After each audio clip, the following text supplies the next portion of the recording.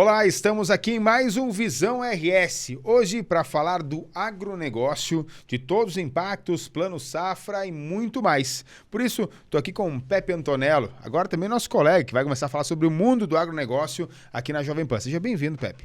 Muito obrigado. Agradeço pelo convite, por estar aqui com vocês. É um prazer estar informando o pessoal a respeito do mundo do agronegócio aí, que é maravilhoso, sou apaixonado. Pois é. E o mundo do agronegócio que sofreu tanto, né, com esse impacto das cheias. Tu tem uma ideia de como foi esse impacto? Sim, a gente tem algumas dimensões referente a dados colhidos por economistas, tanto do governo quanto de entidades privadas, como a Farsul e, enfim, dentre outras. A gente imagina hoje, a grosso modo, algo em torno de 10 bilhões de reais diretamente, né? Entre agricultura, pecuária, maquinário, impacto na economia até o momento. Então, isso significa que pode vir a aumentar esses valores de prejuízos diretos, né? E alguma coisa de indireto que não está somado nesse cálculo aí. E nós temos agora, também, além desses 10 bilhões, a questão do pagamento do custeio, né?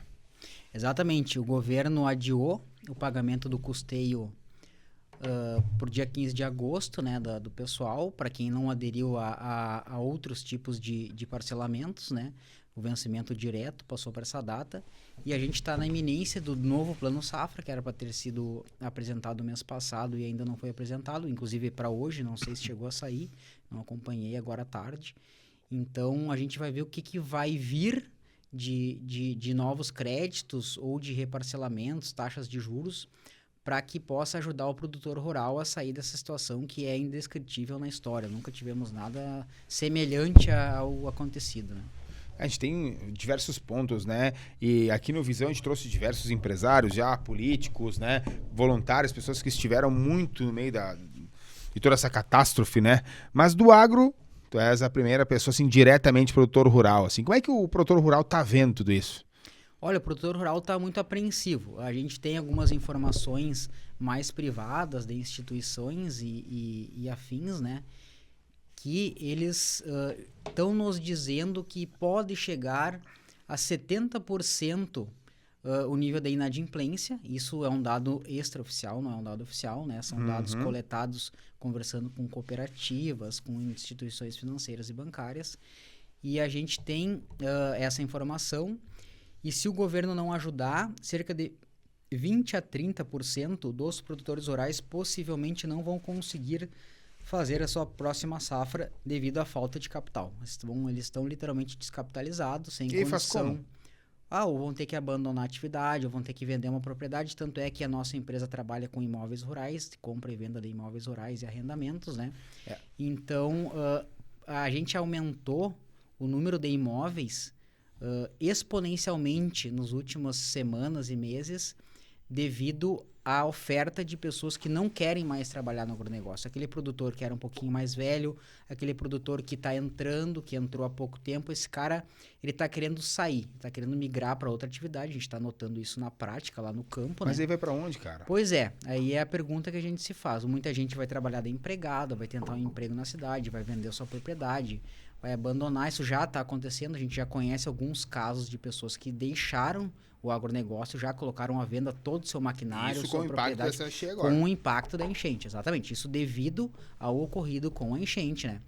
E alguma coisinha, lógico, devido a preço de commodities, que deu uma baixada, custo alto, então talvez eles já vinham com algum problema financeiro já de longa data ou de curto período, mas que foi agravado de forma significativa devido aos ocorridos com as enchentes, com o excesso de chuva, porque Arthur, não é só a enchente em si. Sim, né? O excesso de chuva que houve no Rio Grande do Sul, chegando a 1.400 milímetros aí em 40 dias. É muita coisa, né? É o nível anual. Para te ter uma noção, a média do Rio Grande do Sul é 1.500 milímetros.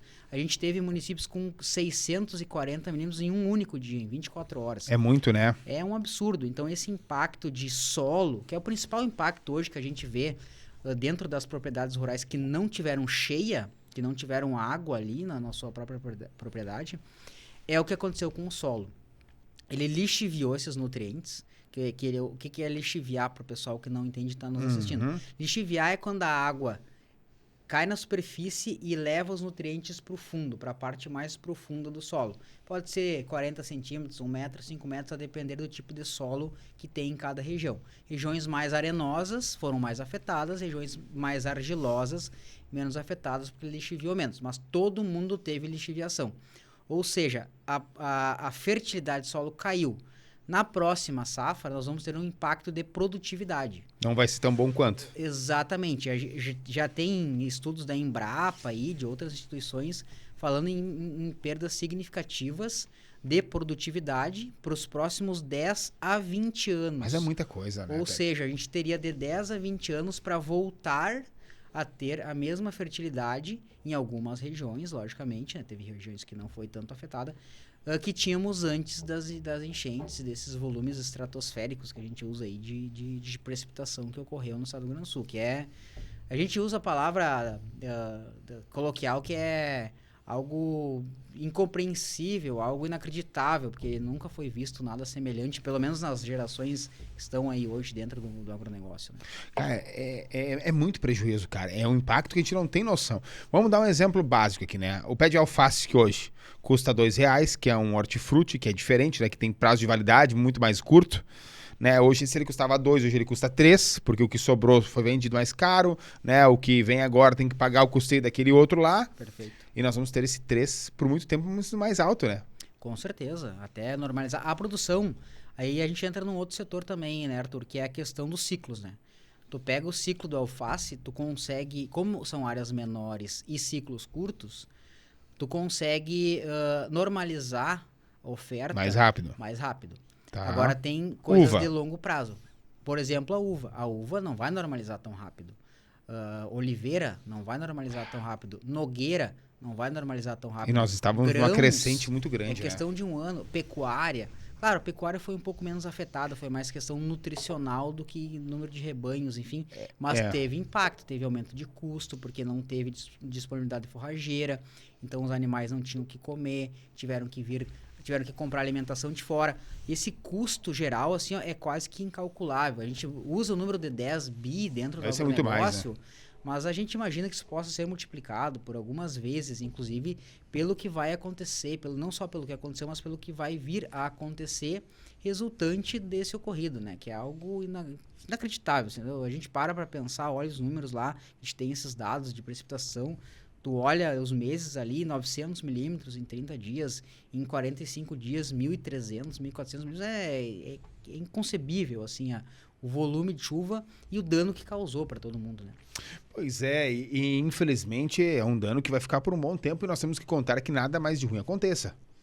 Tem esse ponto também. Exatamente, a gente tem a questão de que, falando em clima, né, a gente tem anos neutros, anos de El Niño e anos de Laninha. Então, quando tivermos esses episódios assim, a gente pode ter chuvas volumosas, pode ter novos episódios.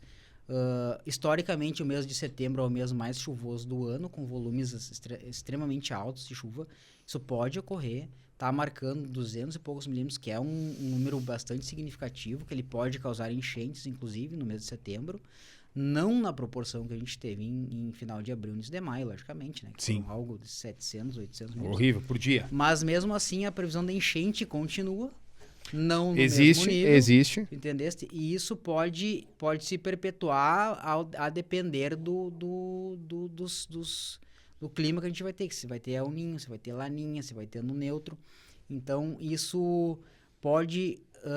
tem instituições que trabalham com meteorologia que dizem que a gente vai ter 6 anos de chuvas em excesso. Nossa. Esse é o primeiro. Esse seria o primeiro ano de 6. Nenhuma, em momento algum, previu algo semelhante com o que a gente viu. Entendi. Porque tivemos muitos fatores, eu não saberia tecnicamente explicar para vocês, mas gente seriam? Teve uma série de fatores que ocorreram dentro do clima que é quase impossível de acontecer, porém eles aconteceram e causaram todo esse volume de chuva, né? Mas eles podem acontecer de novo e acho que a gente tem que se preparar para isso, governos têm que se prepararem, produtores têm que se prepararem, instituições financeiras, toda a cadeia do agronegócio que a gente diz, né, que começa do produtor e vai até o consumidor, passando pelas instituições todas, a gente necessita de uma organização, de um planejamento, de uma previsão referente a isso, né? Olha, eu fico te ouvindo falar, eu fico imaginando o cenário, né, daquele produtor que vem, entendo que daqui a pouco rebanho, né, mas não perdeu tanto, mas nós temos vídeos que apareceram aí de Lajado, Estrela, que os animais, né, acabaram se afogando e tudo mais. Exatamente. Pessoal do setor do leite, né. Todo o leite tá em frangalhos, desculpa a palavra, mas Mas eles é à vontade isso. eles estão, assim, ó, a gente tá triste de ver os produtores de leite. É inacreditável. O pessoal abandonando, muito abandono. Nos últimos anos, aí, mais de 30% do setor leiteiro, dos produtores do setor leiteiro abandonaram. Inclusive, eu tenho clientes e vizinhos que abandonaram a produção leiteira, que não estão mais trabalhando, e uma série Não vale de a pena, outros mas que é estão muito tempo que a querendo. gente está ouvindo isso, né? Muitos É anos. muito tempo que De o anos, setor leiteiro anos. não dá dinheiro, não funciona, trabalhando para pagar a conta e olha lá, prejuízo. Isso foi, a gente usa a terminologia a pá de cal, pessoal. Foi as enchentes para a produção de leite, principalmente no Vale do Taquari, foi a pá de cal. Ali os caras entraram numa situação meio que irreversível. Ou eles param, ou o governo dá tudo para eles de novo, para eles começar, ou eles param. Chegou nesse ponto aí. Só que também não tem a questão de dar para eles retomar a atividade e não ter preço para eles poderem sustentar a atividade. Que Não é o que adianta só vem dar. acontecendo. Exatamente. Não, a gente ir lá e dar crédito pro produtor, aí o produtor não tem como sustentar aquele próprio crédito que ele Aquela tomou na operação toda. instituição, exatamente, que é o que a gente vê. Aí a gente tem questão da importação, a gente tem questão de políticas públicas, de políticas agrárias que poderiam sanar isso, alguma coisa de mercado. Por exemplo, eu sou contra tabelamento de preço. Nunca acho que isso é completamente injusto com o mercado e com a população. Porém, a gente tem algumas atividades que é majoritariamente feita por pequenos produtores ou microprodutores que deveriam ter um preço mínimo de preço. Aí eu acho que seria interessante, na minha opinião, que tivesse alguma coisa referente a governo. Pô, Tipo? o governo pagaria, por exemplo, cooperativas, tá? A gente custearia o custo acima de X reais, ou melhor, abaixo de X reais. Por exemplo, qual é o teu custo do leite? É R$2. Qual é a tua margem que tu precisa ter? 20%. Pô, então eu vou pagar R$2,40. Se baixar de 2,40, o governo entraria com subsídio. Eu acho isso interessante para os pequenos e microprodutores. Mas aí não vou ter sem estrutura. Mas eu não vou ter um conflito lá na frente? Com certeza, a probabilidade é grande. Só que eu acho que faria sentido para te não tirar essas pessoas da atividade. Porque daí tu tá gerando um outro problema, que é um problema social. Se ele sair da atividade do leite, vai ser ele, vai ser a mulher, vai ser o filho indo para a cidade e vai gerar um outro problema, que é muito maior do que darmos esse subsídio na base. Esse êxodo rural, ele é gigante, né? Gigante. Ele vem de anos já, né? E aí eu entendo assim, nós tivemos cooperativas aqui no Rio Grande do Sul mesmo, que agora acabaram rompendo, né? A no Vale do Taquari teve uma que acabou falindo e tudo mais. Como é que tu analisa as cooperativas nesse momento? Na minha percepção como produtor, como empresário, a cooperativa é um dos melhores meios hoje de produção. Eu acho que é incrível, assim, Funciona mesmo? Funciona. Desde que seja bem administrada, né? Perfeitamente. Ela é uma empresa como qualquer outra, de uma forma que funciona de cooperativa, que todo mundo é dono de uma fração daquele empreendimento, né? Uma cooperativa com múltiplos sócios, como é a Sicredi, como é a Cicobi. Vou citar aqui empresas assim que são gigantes, Unicred. Enfim, tem inúmeras instituições financeiras cooperativas que funcionam de forma mas é um banco, legal, né, meu? Sim, claro. Por isso que ganha dinheiro. Claro, mas a cooperativa de grãos, por exemplo, eu vou citar uma que eu acompanho, Campal, de Nova Palma. Cotrijuc, de Júlio de Castilhos. Cotrijuí tem também, Cotrijuí. São empresas que estão crescendo de forma exponencial, 20, 25, 30% ao ano. Chegaram a crescer. Tem outras cooperativas de outros estados, assim, que é incrível a capacidade de gestão que eles fizeram ali dentro, que eles estão ganhando muito dinheiro. Muito. E é o cooperado que ganha. Porque uma cooperativa, eu acho que todo mundo sabe, né, pessoal, que ela não paga impostos ou paga muito poucos impostos. Então, ela tem uma margem maior para trabalhar. Então, ela consegue prover para os seus associados produtos a um custo menor e consegue fomentar aquilo ali dentro da região. Então, uma cooperativa, por exemplo, provavelmente esteja falando da Languiru, que quebrou, né? Então, a Languiru foi gestão. Descobriu-se que fizeram alocação de verba em momentos e em empreendimentos errados, que eles não tinham muito controle financeiro, que teve desvio de verbas. Então a cooperativa ela não funciona não pela essência do cooperativismo, ela não funciona por gestão como uma empresa nossa privada. Se a gente começar a gastar mal, Se lá na agribusiness tu tenta gastar errado, tu vai quebrar. eu vou quebrar, e quebra rápido. É questão de meses tu tá quebrado. E tu imagina uma cooperativa que gira bilhões de reais ao ano, às vezes 1 ou 2 negócios mal feitos, ela quebra em meses, literalmente. Como uma empresa privada, você consegue quebrar em meses. É literalmente isso. É só tu começar a não fazer sem falar que tu tem que prestar investimentos muitas contas, né? Com certeza. E a cooperativa é isso. Eu vejo assim, e eu conheço cooperativas que deram errado e conheço cooperativas que deram certo. Faço parte de algumas, inclusive. E eu só vejo vantagens do cooperativismo. Eu acho, principalmente para o pequeno e para o médio, tá? Quando tu chega num médio para grande, num muito grande, ela não faz mais tanto sentido, porque daí tu já tem um poder de barganha junto a fornecedores que tu vai ser muito proporcional a tu estar dentro de uma cooperativa. Tu pode continuar ali, exatamente. Mas para ti não faz a diferença. Mas não vai fazer. Agora, pro pequeno, pro micro e pro médio, esse cara, ele ganha muito mais estando trabalhando com uma cooperativa. Com certeza. A questão de... Até porque tu tem uma assistência técnica competente, na grande maioria. Tu não é só a questão da produção em si, dos preços, do né? Vem toda uma série de coisas que vem junto com aquilo ali, né? Deixa eu te perguntar, referente a essa questão não só cooperativa, mas assim, o produtor hoje, de uma maneira geral, ele vem sofrendo muitas críticas, né? Muitas e muitas vezes. O produtor rural parece que sempre é ocupado, assim como o empresário, né? E os arrozeiros, mais ainda, né? Parece que os arrozeiros são os criminosos, cara. Como é que tá isso na tua visão? Eu acho assim, ó, que um dos problemas da visão da sociedade referente aos produtores é a cultura. A cultura do Brasil referente aos produtores rurais, que, assim, ó, na minha percepção, muito é culpa dos próprios produtores rurais, que ao longo da história não se posicionaram mediante a sociedade, né? Mostrando como de fato como que funciona a produção rural. Porque, por exemplo, assim, ó, hoje o Brasil, mais de 95%, 97% das embalagens do que é gerado dentro de uma propriedade rural é reciclada, é devolvida, ou seja, a gente não tem poluição, a gente não polui com plástico, a gente não polui com óleo, a gente não polui com praticamente nada. A poluição que gera dentro de uma propriedade é da queima de combustível, do óleo diesel.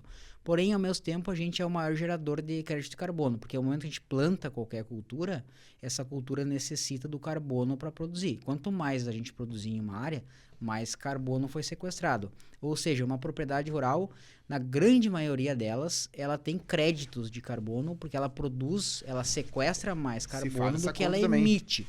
E a sociedade não sabe disso. As pessoas acham que lá o pum da vaca é poluidor. Polui? Claro que polui, como o pum do ser humano, como de qualquer animal, do suíno, das aves, enfim. Porém, o produtor de gado, como exemplo, ele tem as pastagens. E aquelas pastagens, elas sequestram muito mais. Não, elas sequestram muito mais do que é emitido em cima daquilo ali.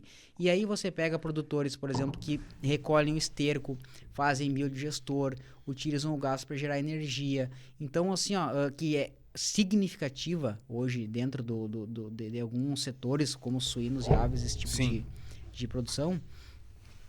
Esses caras, eles estão com créditos estratosféricos de carbono.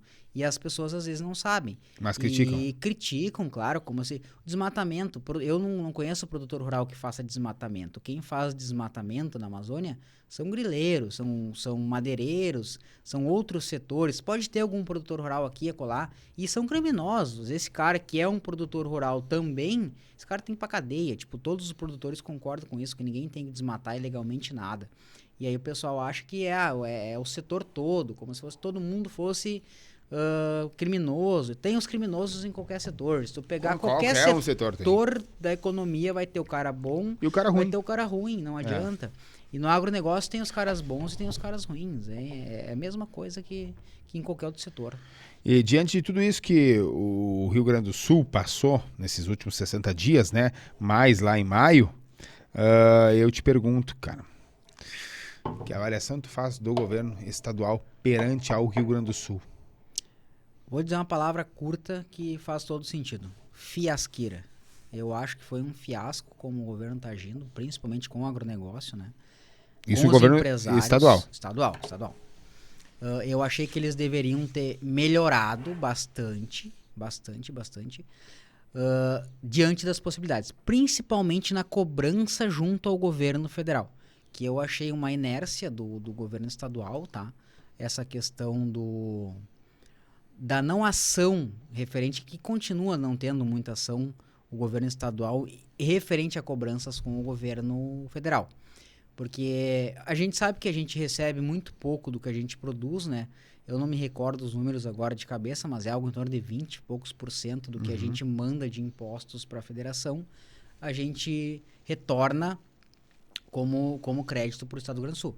Então, dessa forma, eu acredito que deveria ser cobrado alguma coisa nesse sentido, suspensão de pagamento de impostos federais ou retenção desses impostos para o Estado, para que possa ser envolvido aqui. Eu me refiro mais à inércia do governo, que eu achei que foi bastante grande e está sendo, do que a falta de ação em si. Fez muita ação, é uma coisa imprevisível, essa questão de, porque preparado para isso, porque não tem como tu saber que vai dar uma enchente dessa proporção. Não, nem não o ninguém governador, saberia isso. nem o prefeito, nem o presidente. Então não há como tu cobrar determinadas coisas das instituições públicas se tu não tem uma previsão. Agora, depois que aconteceu a inércia, eu achei bastante significativa a falta de ação, da mesma forma que o governo federal, eu tô achando assim, algo no mínimo absurdo que está acontecendo junto ao governo federal. Porque até agora, que a gente sabe, não teve nenhum tipo de ajuda, não teve nenhum tipo de crédito, pouquíssimas pessoas se vê falar que receberam algum tipo de ajuda, então tá bem complexo. E do governo estadual, eu não tenho visto nada também, da mesma forma que o governo estadual. É uma junção de fatores, né? A gente precisa do governo nesse ponto, né? Eu também sou contra acho que é extremamente necessário, né, organizar e tudo mais, mas a gente precisa também que esse dinheiro venha a juro barato, ou sem juro, né?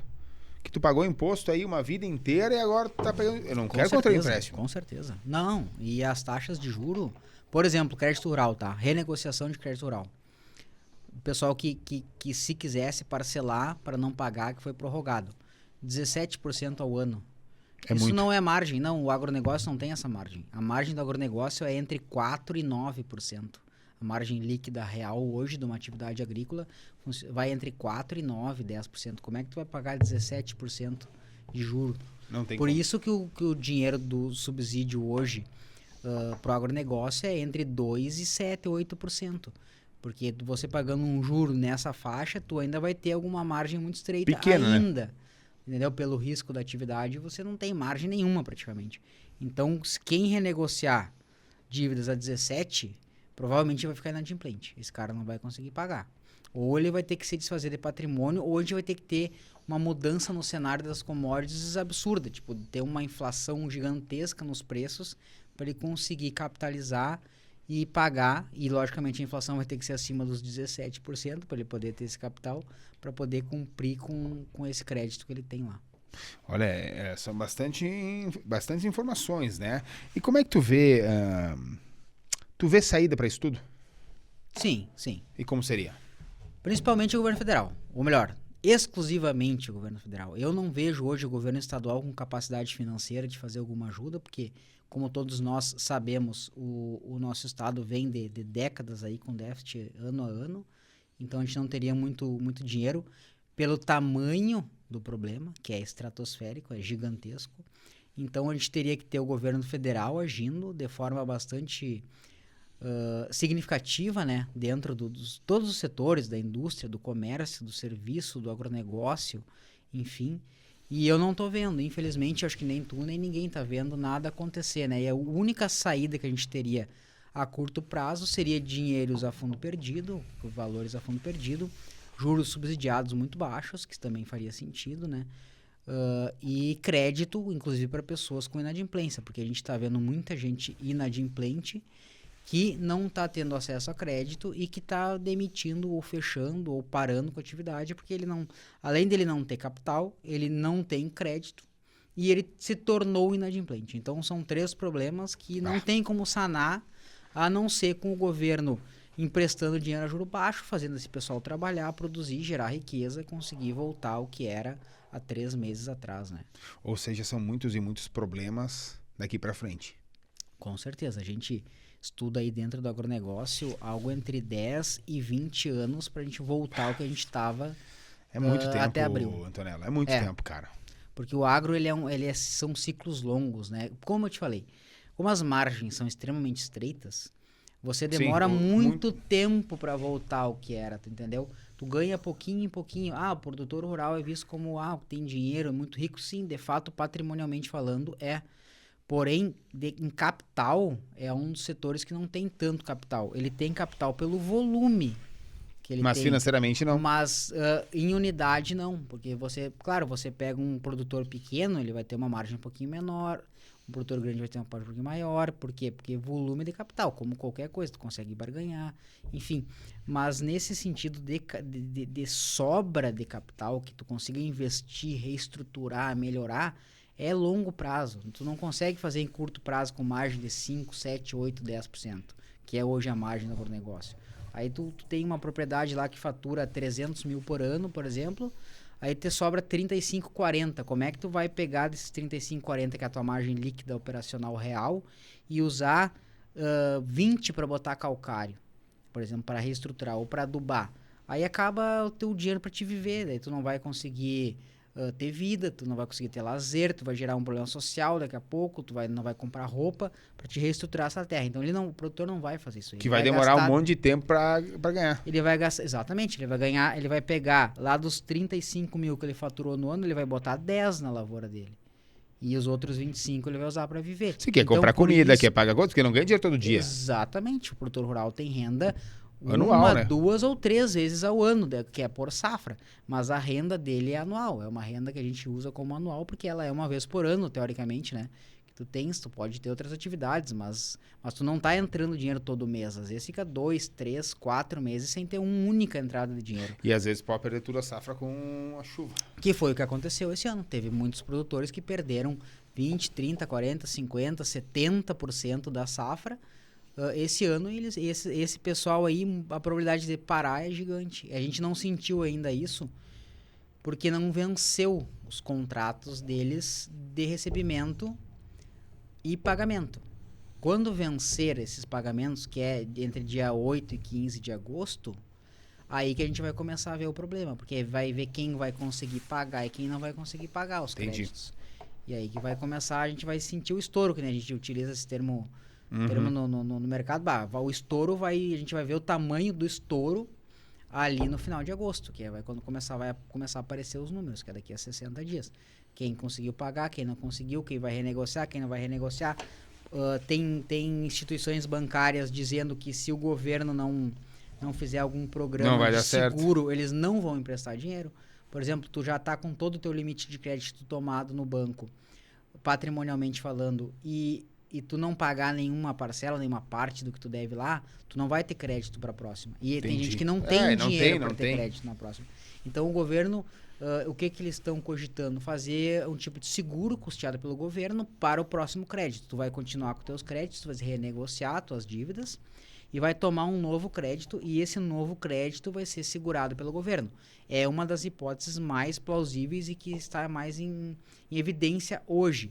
Porque o governo não vai perdoar a dívida, isso não há dúvidas, a instituição bancária menos ainda. Sim. Então, a ideia que tem maior sentido hoje seria essa, né? De tu pegar e colocar o governo subsidiando o seguro da operação que vai vir, para essa pessoa conseguir tomar o crédito e voltar a girar. Olha, isso é muito bacana e tomara que a gente consiga, né, Pepe, fazer isso tudo. Vamos fechando o nosso programa aqui, eu gostaria que deixasse uma mensagem, né, para aquele produtor rural que vai te acompanhar a partir de agora aqui na Jovem Pan, mas aquele produtor rural que precisa de apoio nesse momento. Bom, pessoal, a gente como produtor rural, também sou produtor rural, lido com grãos, pecuária e outras atividades dentro do agro, a gente tem consultoria também e comércio de produtos.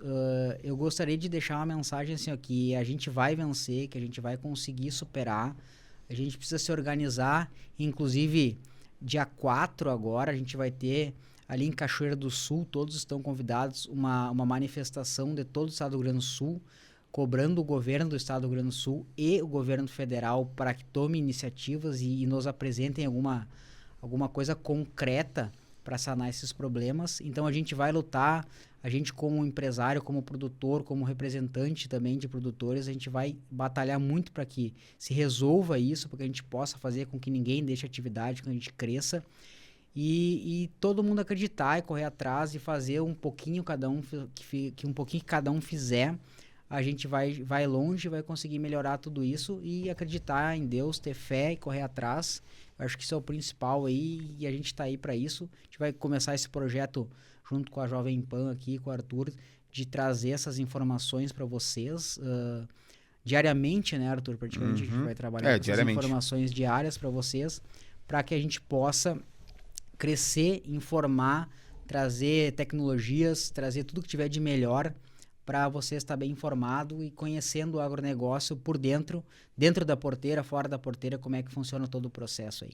A gente agradece muito de coração toda a oportunidade de estar com vocês aí. Quem agradece é nós. Então esse é o nosso papo, o Visão, de hoje, com o Pepe Antonello, que vai também estar todos os dias falando com você nos 90.7 do rádio e também aqui no podcast semanal. Pepe, muito obrigado e seguimos para mais um episódio do Visão RS.